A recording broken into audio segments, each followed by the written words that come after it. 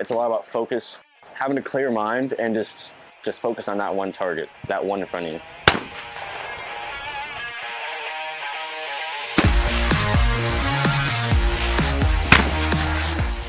You can hit the target no matter what because it only moves so many directions. But what really catches you is when you start thinking too much and getting ahead of yourself. So many times you find, kids that are on sports teams that spend all the time sitting on the bench. There's no bench warmers here. There is no second string kids. Everybody shoots. Everybody competes. And my name is Roland Thompson, and I'm a sophomore at Burlington Edison High School. I've been shooting competitively for about 4 years now. My name is Sophie. I'm a senior at Cedar Lily High School. There's around 13 teams here that are competing for the top school in our district.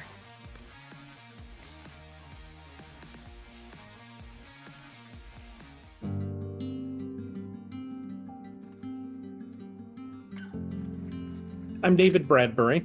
I am the head coach of the Newport High School clay target team. We have our local gun club, and in recent years it's really struggled because ammunition costs are going through the roof, targets are more expensive. We do not have a significant number of community members as part of our club under the age of 50. Our club membership has significantly decreased. The club that I grew up in the 80s that had 100 plus participants, members, now we're down to 30 or 40. A gentleman, part of our club, he approached me and said, Dave, if we don't do something to get the younger generation involved and younger families involved, our club and our shooting sports around here, they're going to die, literally. He suggested that we follow the lead of a school that is about an hour and a half north of us, right close to the Canadian border. They had started a clay target team. And so we followed their lead. We did the same thing. And the first year we only had 5 or 6 or 7 kids. The next year we had 10 or 12. The next year we had 20. Last year we had 35. This year we're hoping to have 40 plus. Hi, my name is John Nelson. I am the president of the USA Clay Target League.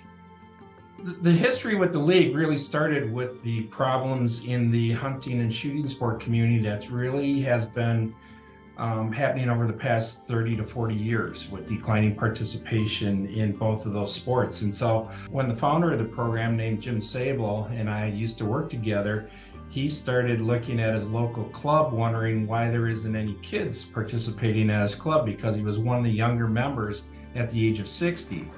And so Jim had the concept of saying hey, how do we make clay target a school-sponsored sport? As you can imagine, in our early days, we struggled with trying to go to schools and trying to say, hey, we have a great sport that all your kids should participate in and everyone can be included, and it doesn't matter what gender you are, your physical capabilities, and you don't have to be the tallest and the fastest and the strongest, and all these great things that we could do. And then we would say, and oh, by the way, it involves a gun. And so we had an awful lot of doors closed on us right when we told them about, that it involves a shotgun. But eventually, through proof of performance in our safety record, and when you compare it against other high school sports, is a lot of administrators at the school level really could see the safety practices that we have in place that really make this sport the safest sport in high school. And so from there, we started to not only increase the number of kids participating in the sport here in our home state of Minnesota, but then we had other states nearby that wanted to join the party. We have about 34 state high school clay target leagues. We have 2 college clay target leagues, and we also have a homeschool clay target league. And so collectively, this year we hosted over 49,000 student athletes that were on over 1,600 teams. Now, it is so much easier to go to the schools with 1,600 plus other teams behind you that are saying, hey, this league has never had an injury, and no other sport in high school can say that. I mean, you got 100 kids here walking around with guns, and there's not a worry in the world about their abilities. Every one of these kids is second nature to them.